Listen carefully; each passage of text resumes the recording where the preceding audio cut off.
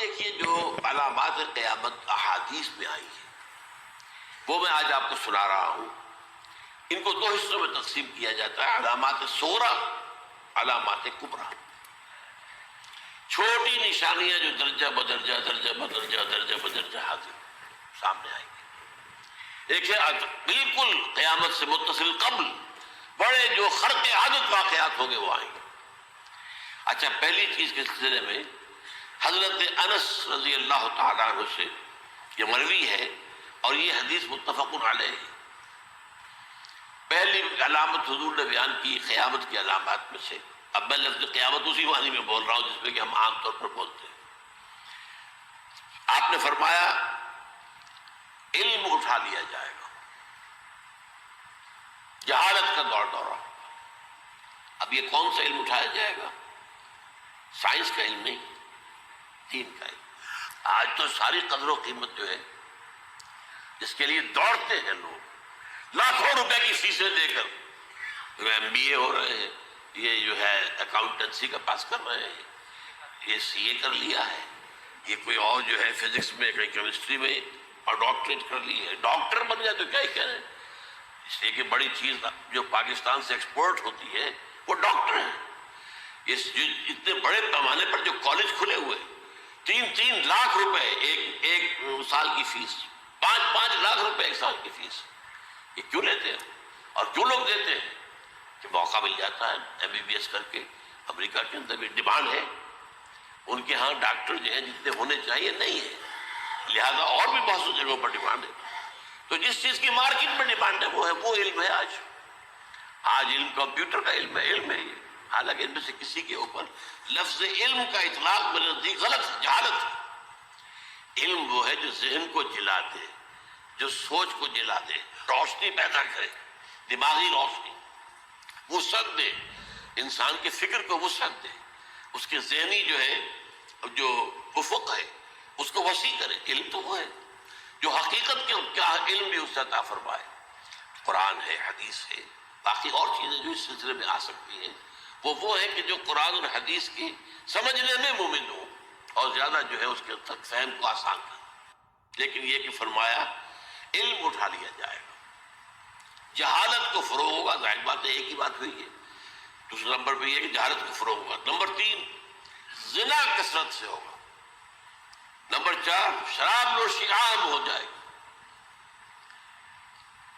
Number 5 عورتوں کی تعداد بہت زیادہ ہو جائے گی، مردوں کی تعداد کم ہو جائے گی. یہاں تک کہ 50 عورتوں کا خیر خبر کرنے والا، کوئی نگرانی کرنے والا، وہ ایک مرد.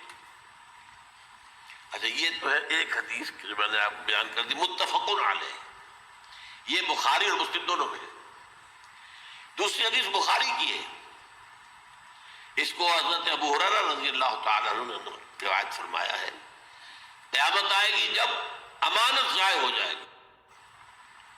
آج ہمارے ہاں امانت میں ضائع ہونے کا جو نقشہ ہے شاید پوری دنیا میں کہیں اور نہیں.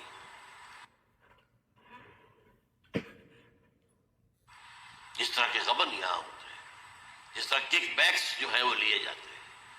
اس غریب یعنی قوم غریب ہے لیکن یہاں وہ امیر بہت بڑے بڑے لوگ ہیں. وہ تو دنیا بھر کے ٹاپ کے امیروں کے اندر ان کا شمار ہو جائے گا. لیکن یہ کہ یہ سب امیر کیسے بنے؟ غبن بلین آف ڈالرز کا. اب تو اس سے کم کی تو بات ہی نہیں ہوتی.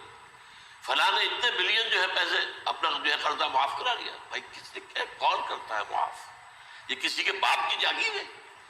یہ پیسہ بینک کے اندر حکومت کا ہے کہ حکومت کو اختیار ہو کے ان کو رائٹ آف کر دے، ان کی جو ہے ان کی جائیدادیں کرو ضبط.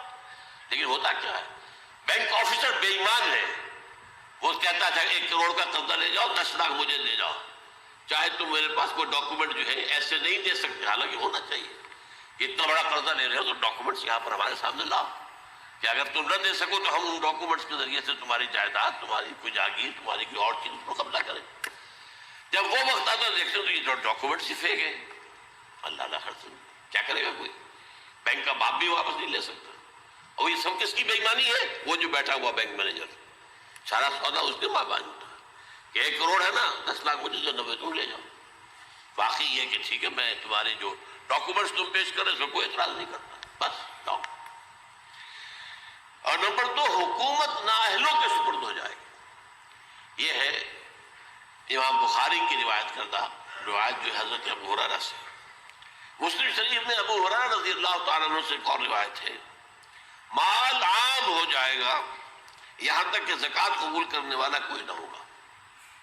یہ بات وہ ہے جو آج سعودی عرب اور یو اے ای کے اندر آپ کثرت سے دیکھ سکتے ہیں۔ دولت جو ہے وہ ریل پیل، ابھی تھوڑا سا آیا ہے معاملہ خاص طور پر دبئی میں، کیونکہ وہاں بہت زیادہ کنسٹرکشن ہو رہی تھی، تو پوری دنیا میں آپ کو معلوم ہے کہ جو ریئل اسٹیٹ کہلاتا ہے اس کا حال بہت پتلا ہے، لیکن وہاں کے دولت تو ریل پیل ہے ہر جگہ پر۔ آپ نے فرمایا کہ جب لونڈی اپنی مالکہ کو جنے گی اور تم دیکھو گے کہ ننگے بدن ننگے پیر بھوکے ننگے بھیڑوں اور بکریوں کو چرانے والے اونچی سے اونچی عمارتیں بنانے میں ایک دوسرے کا مقابلہ کریں، اذا تلد الامۃ ربتها، کیا بات ہے؟ یہ خاص الفاظ کیوں کہے گئے؟ اولاد والدین کے سامنے دب کر رہتی تھی، کبھی سینہ تان کر بات نہیں کرتے تھے۔ ٹھیک ہے، کوئی بات آپ مان نہیں سکتے، ابا جان یہ بات تو میں نہیں کر سکتا، یا فرض کیجئے کہ وہ آپ کو کسی نیکی سے روک رہے ہیں، کسی دینی کام سے روک رہے ہیں، ابا جان یہ تو میں نہیں کروں گا، یہ تو دین کا فرض ہے، یہ کہیں آپ اور ڈٹ کر کہیں اور جمیں اس پر، لیکن یہ کہ کوئی سرکشی کا انداز نہ ہو، ایسا نہ ہو کہ اپنے جناب سینے کو تان کر کے کھڑے ہو جائے، میں نہیں کروں گا، یہ نہیں، یہ غلط ہوتا ہے۔ اچھا، اولاد میں بیٹی جو ہوتی تھی وہ زیادہ سبارڈینیٹ، سبمسیو، بات ماننے والی، کہیں بھی سر اونچا نہ کرنے والی، اور آخری دور میں کیا ہوگا، بیٹیوں سے مائیں ڈریں گی، انہیں ٹوک نہیں سکتی کسی بات پر، پتہ نہیں کیا بک دے گی، کیا بکواس کر دے گی۔ یہ تو ہمارے ہاں ہو گیا ہے، باہر کیا ہے تو آپ یہ بھی نہیں پوچھ سکتے، آپ کی 13 برس کی لڑکی آئی ہے رات کو 1 بجے، نہیں پوچھ سکتے کہاں رہی ہو، یہ رات کہاں گزاری، پوچھ ہی نہیں سکتے۔ یہ پوچھنا بھی جرم ہے۔ اپنے چھوٹے بچے کو آپ نے تھپڑ مار دیا، تہذیب ہے، سکھانا ہے، غلط کام کیا ہے، اس کی سرزنش ہو رہی، فوراً وہ اگر ایک فون کرتے ہوئے پولیس آئے گی، بچے کو لے جائے گی، اسے لا کر کہیں اور جو ہے ڈپازٹ کرے گی اور آپ پر مقدمہ چلے گا، آپ کو اس کی سزا بھگتنی ہوگی۔ ظاہر بات ہے کہ پھر وہاں سرکشی کا کیا عالم ہوگا، پھر اولاد کہاں سر جھکائے گی، کس درجے میں جھکائے گی، اس کی تربیت عثمانی ہوئی نہیں۔ تو ان تلد الامۃ ربتہا، گویا کہ ماں بیٹی کے نزدیک ماں جو ہے وہ ایسی ہو جائے گی جیسے لونڈی، گویا کہ لونڈی نے ایک اپنی مالکہ کو جنم دیا ہے، بیٹی مالکہ بن جائے گی اور ماں جو ہے لونڈی بن جائے گی، اور دولت کے ریل پیل کے اوپر تاجکان، یہ جو بھوکے ننگے اور مفلس، کیا حال تھا 100 برس پہلے، انہیں کھانے کو کچھ نہیں ملتا تھا۔ یہ مشرقی ساحل پر تھے، یہ سوائے یہ کہ مچھلیاں پکڑ لی، اللہ خیر اللہ وہ کھا لی، یا کہیں ان کو بیچ دیا، کوئی بنڈی لگ گئی، بنڈی لگ جاتی تھی وہاں، اور کیا تھا۔ اور مغربی ساحل پہ کیا ہوتا تھا، ساری ان کی معیشت حج کے گرد گھومتی تھی، حاجی آئے ہیں، خریداریاں کر رہے ہیں، اور آپ کو معلوم ہے پوری دنیا سے مال پہلے بھی پہنچتا تھا وہاں، آپ کو جو ہے ہر ملک کے ہر کونے کا پھل وہاں مل جائے گا آج بھی۔ اور وہاں پر یہ ہے کہ سب سے بڑی بدوؤں کے لیے سب سے بڑی بات کیا تھی، قربانی کا گوشت، اسے وہ سکھاتے تھے، سخت چمڑے کر کے کھاتے تھے، یہ ان کا حال تھا۔ آج جا کر دیکھیے نئے شہر بن رہے ہیں، امریکنز کو کانٹریکٹ دیے جا رہے ہیں، بالکل ماڈرن شہر بنا دو، ایک ایبسولوٹلی ماڈرن شہر جو ہے وہ جو مشرقی ساحل کے اوپر جو پہلے سے آرام کو سٹی ہے، امریکن سٹی ہو، اس کے اندر کوئی سعودی بھی داخل نہیں ہو سکتا سوائے جس کے پاس اس سٹی کی طرف سے لائسنس نہ ہو، اور اس کی 4 دیواری کے اندر، 4 دیواری کیا فصیل کے اندر کہی ہے، جو چاہو کرو، کوئی تم پر پابندی نہیں، ننگے نہاؤ، تالاب ہے نہا رہے، ننگی عورتیں ننگی مردیں نہا رہے، کوئی پوچھنے والا۔ اب اسی قسم کا ایک سٹی آباد ہونا جا رہا ہے مغربی ساحل پر، جدہ اور یمگو کے درمیان، اور اس میں اصل میں جتنی بھی دولت ہے جو پیٹرول کی ہے وہ وہیں پر رکھ لی جاتی ہے امریکہ کے اندر، تاکہ امریکہ جو ہے ایسے ایسے پروجیکٹ بنا کر جب تمہیں دے گا تو اس میں سے پیسے دے گا، وہ نہیں ملتی ان کو واپس۔ بہرحال یہ تو میں نے ایک جگہ آپ سے ذکر بھی کیا تھا، دی کنفیشنز آف این اکنامک ہٹ مین، وہ کنفیشنز کی بات جو ہے اگر آپ میں سے کسی کو دلچسپی ہو تو اسے پڑھیں، کہ کس طریقے سے 1973 کے آئل امبارگو کے بعد جو شاہ فیصل شہید کے زمانے میں ہوا تھا، پھر جس طریقے سے امریکہ نے ان تمام ممالک کو جکڑ لیا ہے، اس کا پورا جو پروسیس کیا تھا وہ سامنے آتا ہے۔ بہرحال اس کے بعد آتا ہے علامات کبریٰ کا ذکر، بڑی علامت ہے جو کہ بالکل خرق عادت کے انداز میں ہوگی، ان کا معاملہ جو ہے وہ آپ کے ناپ تول میں نہیں آ سکتا، آپ کی کیمسٹری فزکس اس کا جو ہے وہ نہیں کر سکتی، ادراک ہوگا یہ قیامت کی۔ ان میں نمبر 1 کیا ہے؟ ایک بہت بڑا دھواں آئے گا، پوری دنیا کو لپیٹے گا۔ نمبر 2، دجال کا ظہور ہوگا، جو اپنی خدائی کا دعویٰ لے کر آئے گا اور بنوائے گا، اس کے ہاتھ میں ہو جائیں گے، قبضے میں ہو جائیں گے سارے ذرائع پیداوار کے۔ اس کی طرف پہلا قدم اٹھ چکا ہو، ٹرپس کے نام سے معاہدہ ہو چکا ہے، کوئی ملک اپنا بیج پیدا نہیں کر سکتا ہو، یہ بیج ہم نے ڈیولپ کیے ہیں، ان کے ڈیولپمنٹ سے پہلے تم ایک ایکڑ سے کتنی گندم لیتے تھے، آج کتنی لے رہے ہیں؟ کس بنا پر؟ جینیٹکس کا جو کام ہم نے کیا ہے اس کی بنا پر ہو رہا، ہاں تو ہمارا حق ہے، اس کی رائلٹی ہمارے پاس آنی چاہیے۔ لہذا صرف ان اداروں سے، ملٹی نیشنل سے خریدا جائے گا بیج، اور بیج بھی وہ تو دیں گے وہ کہ جس سے جو فصل اگے گی وہ بیج نہیں لا سکتے، وہ بیج کا کام نہیں کر سکتے۔ جیسے آپ کو معلوم ہے کہ آپ کے ہاں جو گوشت کھایا جاتا ہے مرغے کا، تو مرغا وہ جو ہے اس میں مرغا ہو یا مرغی ہو، اس کے اندر کوئی وہ کیفیت ہی نہیں ہے، ان کے انڈے جو ہے ان سے آپ بچے حاصل نہیں کر سکتے، ہے تو انڈا، دیکھنے کو تو انڈا ہے لیکن وہ بنڈا جو ہے اس سے بچہ تو نہیں حاصل کر سکتے۔ ایسے ہی وہ گندم کا بیج دیں گے، نظر آئے گی گندم، لیکن اس کے اندر وہ صلاحیت نہیں ہے کہ اس سے جو فصل ہوئے گی اس کا نتیجہ جو ہے وہ بھی آپ لے سکیں۔ یہ ہونا ہے، اللہ جانے، قدم اٹھ رہے ہیں ادھر۔ پھر یہ ہے کہ دابۃ الارض، زمین سے ایک حیوان نمودار ہوگا، زمین شق ہوگی۔ ابھی میں کہہ رہا ہوں خرق عادت ہے، یہ چیزیں وہ نہیں ہیں جو ہماری کسی حساب کتاب میں جو باتیں پہلے آئی ہیں وہ تو حساب کتاب میں آ رہی ہیں، ساری سمجھ میں آ رہی ہیں، ساری چیزیں مشاہدہ ان کا ہو رہا ہے۔ لیکن یہ ہے کہ دابۃ الارض، یہ کہتے ہیں کہ کوہ صفا، اس میں تو نہیں ہے حدیث میں، کوہ صفا پھٹے گا اور اس میں سے ایک حیوان دابہ وہ ظاہر ہوگا، جو اسی لیے فرمایا ہے وَإِذَا وَقَعَ الْقَوْلُ عَلَيْهِمْ أَخْرَجْنَا لَهُمْ دَابَّةً مِّنَ الْأَرْضِ تُكَلِّمُهُمْ، تو ہم اندر سے پیٹ کے چیر کر زمین کے پیٹ کو ایک حیوان کو برآمد کریں گے جو انسانوں سے بات کرے گا، گفتگو کرے گا۔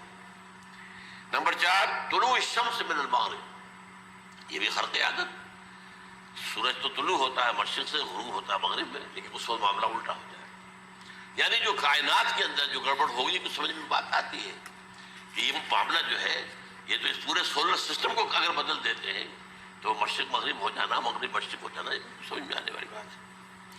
اس کے بعد ہے عیسیٰ ابن مریم کا نزول، جس کے بارے میں آج میں نے گفتگو کی ہے تفصیل سے۔ یہ نزول ہونا ہے، یہ علامات قیامت میں سے حضور نے بیان فرمایا ہے، اور قرآن مجید کی جو اصطلاحات ہیں اس کے حوالے سے میں نص قطعی جو ہے وہ میں آپ کے سامنے رکھ چکا ہوں۔ پھر یاجوج ماجوج کا ایک معاملہ ہے، یہ میں ابھی اس وقت زیادہ اس پر بات نہیں کر سکتا۔ حضرت عیسیٰ علیہ السلام کے نزول کے بعد 2 کام ہوں گے، یہودیوں کا قلع قمع ختم، تمام یہود، ایک کام تو یہ ہونا ہے، اور نمبر 2 عیسائیت کا ختم ہو جانا، عیسائیت کی نفی کر دیں گے، بھائی تم مجھے خدا کا بیٹا بنائے بیٹھے ہو، میں تم خدا کا بیٹا نہیں ہوں، میں تو اس کا بندہ ہوں، رسول ہوں، میں نے تم سے کب کہا تھا کہ مجھے خدا کا بیٹا بناؤ۔ نمبر 2 یہ کہ وہ خنزیر کو قتل کر دیں گے، یعنی یہ تم نے خنزیر کب سے کھانا شروع کر دیا؟ میں تو تم کو نکاح اجازت دے کر گیا تھا، یہ تو شریعت موسوی میں حرام تھا، اور میں کہہ کر گیا تھا کہ یہی شریعت تم پر لاگو رہے گی، ہاؤ کم تم نے کیسے یہ؟ آج بھی بہت سے رومن کیتھولکس جو ہے وہ سور نہیں کھاتے، وہ ہے ان کے اندر کچھ نہ کچھ بات جو ہے جو حضرت عیسیٰ کی تعلیمات کا کچھ اثر ان کے ہاں ہے۔ اس کے بعد یہ ہے کہ یاجوج ماجوج، جیسے میں بتا رہا تھا آپ کو کہ جب عیسائیت بھی ختم ہو گئی، یہود ویسے ختم ہو گئے، استیصال ہو گیا، جڑ کٹ گئی. اب عیسائیت گویا کہ اسلام میں ضم ہو گئی. عیسائیت مذہب ختم، یہودی خود ختم. اب یہ طاقت کتنی ہو جائے گی؟ تقریباً 2/3 دنیا آ گئی. تمام اب عیسائی 2 ارب کے قریب ہیں، 1 ارب 90 لاکھ ہو گئے، 90 کروڑ ہو گئے. یا مسلمان بھی 1 کروڑ 50-60 لاکھ ہیں. دونوں کو جوڑ لیجیے کتنے ہو گئے؟ 6 ارب کل آبادی ہے. لیکن اس کے بعد آتا ہے یاجوج ماجوج کا خروج. یہ یاجوج ماجوج میرے نزدیک چائنا اور رشیا ہے. ان کی مجموعی طاقت اتنی ہوگی اور یہ اس طرح آئے گی ہر اونچائی پر سے اترتے ہوئے، پھسلتے ہوئے. جیسے 1962 میں جب وار ہوئی تھی بٹوین چائنا اینڈ انڈیا 1962 میں، تو وہ اس وقت کا نقشہ جو آج بھی اخبارات میں پڑھتا تھا تو یاد، waves after waves of Chinese soldiers were coming down the slopes of Himalayas. یہ تو وہ ہے نا جن کی تعداد کا کوئی حساب نہیں ہے. اور رشیا اور یہ مل کر جو ہے، میرا اندازہ یہ ہے کہ جب پہلے ملحمۃ العظمیٰ ہوگی وہ عیسائیوں اور مسلمانوں کے درمیان، اس وقت یہ دونوں پاورز نیوٹرل رہے گی. لیکن غالباً یہ بات طے کر لیں گی کہ ویپنز آف ورلڈ جو ہے ماس ڈسٹرکشن، یہ استعمال مت کرنا. اگر یہ ویپنز آف ماس ڈسٹرکشن استعمال کرو گے تو ہم میدان میں آ جائیں گے. اس میں وہ جنگ جب ہو چکے گی، پھر حضرت عیسیٰ کو فتح حاصل ہو جائے گی، اور پھر یہ کہ یہودیت ختم ہو جائے گی، عیسائیت بطور مذہب ختم ہو کر اسلام میں ضم ہو جائے گا. پھر وہ 40 برس کا عہد حکومت ہے حضرت عیسیٰ علیہ السلام. لیکن جب یہ فتح ہو جائے گی پر اب یاجوج ماجوج آئیں گے اور اتنی تعداد میں آئیں گے کہ بحیرہ طبریہ جو ہے اس کا سارا پانی پی جائے گا. یہ تو اگر آپ کو کبھی اندازہ ہو یا کوئی آپ جانے ان لوگوں کو جو ان چینیوں سے واقف ہیں، وہ کہتے ہیں زمین پر ہلتی ہوئی کوئی چیزوں سے وہ چوری چھوڑ کے کھا جائیں گے. جہاں وہ جاتے ہیں ایز اے لیبرر، وہاں کے جو سارے کتے ہیں ختم، ساری بلیاں ختم، ہر شے وہ جو سانپ کھاتے ہیں، ہر چیز کھاتے ہیں. اور یہ تمام ایسٹرن کنٹریز کے اندر ہوتا ہے. بڑی ڈیلیشس ڈشز ہیں یہ سانپ وغیرہ وغیرہ. اور یہ جس طرح کھا جائے، پانی پی جائے، ایک قطرہ نہیں رہے گا اس پر. تو پھر جو ہے اللہ تعالیٰ اس وقت جو ہے اس میں ایک ایسی بیماری پیدا کرے گا، یہ سب مر جائے گا. یہ معجزے سے ہوگا. یعنی ان کے اوپر فتح جو ہے وہ عام لڑائی کے ذریعے سے نہیں ہوگی، بلکہ اس کے اوپر فتح جو ہوگی وہ اللہ تعالیٰ سے بوجھ، ایک بیماری پیدا ہوگی، سب مر جائے گا. اور اس کے بعد اللہ تعالیٰ ایسے پرندے بھیجے گا بڑی لمبی لمبی گردنوں والے، وہ ان سب کو کھا جائیں گے. جیسے ہمارے یہاں گدھ ہوتے ہیں وہ ان کو صاف کر دیں گے. ورنہ تو یہ ہے کہ پوری دنیا کے اندر جو بدبو اور جو پیدا ہوتا معاملہ اس سے، تو اس نوع انسانی کی بقا ممکن نہیں تھی. ان کے خاتمے کے بعد پھر یہ ہوگا کہ حکومت اسلامی جو ہے پوری دنیا میں حضرت مسیح علیہ السلام کی ہوگی. 45 برس وہ رہیں گے. اسی میں وہ کہلن بھی آ جائے گا، وہ فی المہد و کہلن جو میں نے شروع میں بیان کیا تھا. اسی میں پھر یہ ہے کہ وہ شادی بھی کریں گے، ان کی اولاد بھی ہوگی، اور پھر ان کا انتقال ہوگا تو حضرت حضور صلی اللہ علیہ وسلم کے حجرے میں، وہیں پر جہاں حضور اور ابو بکر اور عمر رضی اللہ تعالیٰ عنہ دفن ہے، وہیں پہ ان کو دفن کیا جائے. اور قیامت کے دن حضور فرماتے ہیں کہ میں اور یہ تینوں ساتھ نکلیں گے. تو یہ ہے واقعات و واقعات.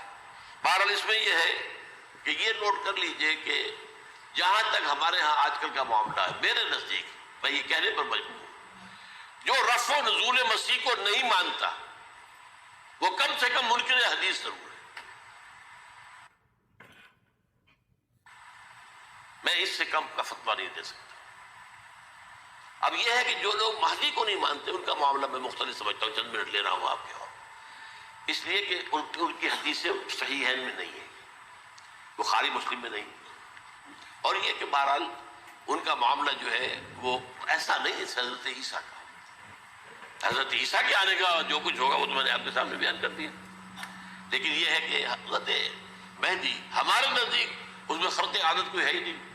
جیسے ہر صدی کے مجدد ہوتے ہیں، آخری صدی کے مجدد وہ ہوں گے، اور میرے نزدیک یہی آخری صدی ہے اور اسی میں حضرت مہدی کا ظہور ہو جانا. سعودی عرب میں کوئی خانہ جنگی ہوگی کسی بادشاہ کے انتقال پر، اور پھر اس وقت یہ ظاہر ہوں گے. اس وقت ملک کے حالات کو سنبھالنے کے لیے لوگ ان کو زبردستی نکالیں گے، چھپے ہوئے ہوں گے ایک گھر میں. یہ حضرت ام سلمہ رضی اللہ تعالی عنہ کی روایت ہے کہ ایک بادشاہ کے انتقال پر یہ خانہ جنگی ہو جائے گی اور ایک شخص مدینے سے بھاگ کر مکے میں چھپ جائے گا. یہ تو ہے ان کے الفاظ، میں توجیہ کر رہا ہوں. یہ لوگ ان کی طرف دیکھ رہے ہوں گے کہ یہ جو وقت آیا ہے فتنے کا ہماری قوم پر، ہمارے ملک پر، تو ان کی شخصیت ایسی ہے کہ یہ بیچ میں آئیں، صلح صفائی کرائیں، اور وہ جو ہے اس ذمہ داری سے بچ کر بھاگیں گے اور جا کر مکے میں چھپ جائیں گے. پھر لوگ انہیں تلاش کر کے نکالیں گے اور زبردستی ان کے ہاتھ پر بیعت کریں گے، ورنہ وہ اتنے بڑے منصب کو. اور پھر یہ بھی ہے، ایک حدیث میں آتا ہے یصلحو فی لیلۃ واحدہ، ایک رات میں ان کی مکمل اصلاح کر دیں گے. یعنی اگر کوئی تھوڑا بہت نقص اور عیب بھی ہوا بھی، کوئی کمی کوتاہی ہوئی بھی، تو اللہ تعالیٰ ایک رات میں اصلاح کروا دے. لیکن ہمارے نزدیک اس قدر کوئی خرق عادت ہے ہی نہیں. البتہ جو کہتے ہیں اہل تشیع، وہ خرق عادت ہے کہ ان کے 12ویں امام جو ہے وہ بچپن ہی کے اندر اس خوف سے کہ جو بنو عباس بادشاہ ہیں وہ ان کو قتل کر دیں گے، تو وہ ایک غار میں چھپا دیے گئے. اب وہ 1200 برس سے اس غار کے اندر چھپے ہوئے، اور اس کے بعد وہ ظاہر ہوگی، وہ امام مہدی ہوگی. اس میں خرق عادت ہے. لیکن میں یہ کہتا ہوں کہ محض خرق عادت کی بنیاد پر ہم اس کی نفی نہیں کریں گے. کیوں؟ کیا ہم یہ نہیں مانتے کہ اصحاب کہف 300 برس تک سوئے رہے؟ یہ کیا عام بات ہے؟ حضرت عزیر علیہ السلام اللہ نے انہیں موت دی، موت، اور 100 برس کے بعد زندہ کر کے اٹھا لیا. تو خرق عادت حضرت عیسیٰ کو ہم اتنا بڑا خرق عادت مانتے ہیں کہ اٹھا کر آسمان پر، تیسرے آسمان کے اوپر ہیں، موجود ہیں، اب بھی ہیں. شب معراج میں تیسرے آسمان پر حضور کی ملاقات ان سے ہوئی. تو یہ خرق عادت کی بنیاد پر نفی نہیں ہم کرتے. ہو سکتا ہے، لیکن یہ کہ اس کے لیے ہمارے پاس کوئی دلیل نہیں، کوئی احادیث نہیں، کچھ نہیں، اس لیے ہم اس کو نہیں مانتے. البتہ خود وجود جو ہے حضرت مہدی کا، وہ کوئی عجیب بات نہیں ہے. وہ تو جیسے پہلے بھی آئے ہیں ہمارے مجددین، ایسے مجدد ہوں گے اور دین کو تازہ کر دیں گے. ایک صحیح اسلامی ریاست جو ہے وہ عرب میں قائم ہو جائے گی دوبارہ. حضور نے فرمایا وہ عدل اور انصاف سے عرب کو اسی طرح بھر دے گا جیسے کہ وہ اس سے پہلے ظلم اور جور اور زیادتیوں کے اوپ سے بھری ہوئی ہوگی. تو یہ کام ہوگا، یہ تو مجدد کا کام ہوتا ہی ہے اس حوالے سے. لیکن بہرحال میں نے پھر بھی کہا کہ اگر احادیث کی کمزوری کی وجہ سے کہ صحیح عین میں نہیں ہے، اگر کوئی شخص انکار کرے تو مجھے کوئی اعتراض نہیں ہے، ٹھیک ہے. لیکن جو حضرت عیسیٰ کے نفع سماوی اور حضرت عیسیٰ کے نزول کا انکار کرتا ہے، وہ کم سے کم، میں انہیں اور آگے کوئی فتویٰ نہیں دیتا کہ وہ کافر ہو گئے یا یہ ہو گئے یا وہ ہو گئے، لیکن منکر حدیث کے لائن میں تو وہ لازمت کھڑے ہو گئے، کیونکہ اتنی واضح اور پکی حدیثیں ہیں حضرت مسیح کے نزول کی، اور علامات قیامت میں جس طرح ان کا ذکر آتا ہے کہ اس سے انکار جو ہے وہ جب تک آپ پوری حدیث کے ذخیرے اس کا انکار نہ کریں اس وقت تک ممکن نہیں ہے. اقول قولی ھذا واستغفر اللہ لی ولکم ولسائر المسلمین.